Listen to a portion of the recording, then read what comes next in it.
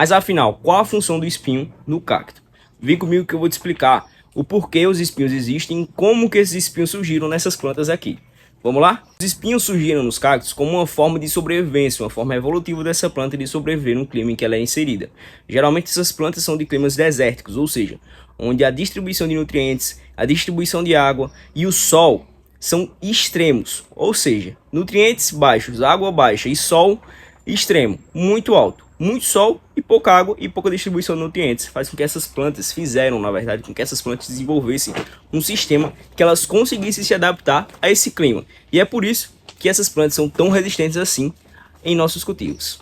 Mas afinal, qual é a função dos espinhos nos cactos? Vamos lá. Existem 3 funções básicas que os espinhos exercem nessa planta. A primeira função é a de proteção contra herbívoros, ou seja, essas plantas, como todo mundo sabe, podem ser predadas por vários indivíduos. E aí por isso que surgiram seus espinhos, como uma forma de controlar essa predação, dos indivíduos nos cactos.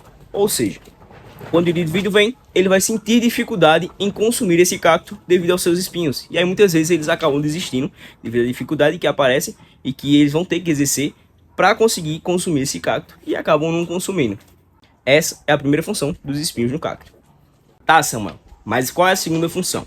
A segunda função é bem simples também, é de regular a sua temperatura. De que forma? Os espinhos, eles regulam a temperatura do cacto, fazendo com que ele crie uma sombra no corpo do cacto. Criando essa sombra no corpo do cacto, ele vai conseguir regular a temperatura e diminuir assim a incidência solar nessa planta, fazendo com que ela mantenha a sua temperatura ideal e adequada para que consiga sobreviver. É que nem a pruína, tanto nos cactos quanto na suculenta, que também existe. É basicamente a mesma função da pruína. É claro que existem algumas diferenças, mas no grosso modo é quase a mesma função.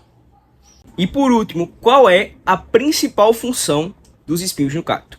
Bom, pessoal, como eu falei a vocês, os cactos eles evoluíram para conseguir sobreviver aos climas mais extremos possíveis. E aí por isso que eles desenvolveram os espinhos. Os espinhos nada mais são do que folhas modificadas. Sim, o espinho do seu cacto é uma folha modificada. É claro que existem cactos que apresentam folha verdadeira, mas são pequenininhos a quantidade desses cactos. A gente conhece eles como Ora pronobis. Sim, a Ora pronobis produz folha verdadeira, e é o único cacto, se eu não me engano, que consegue produzir essa folha verdadeira.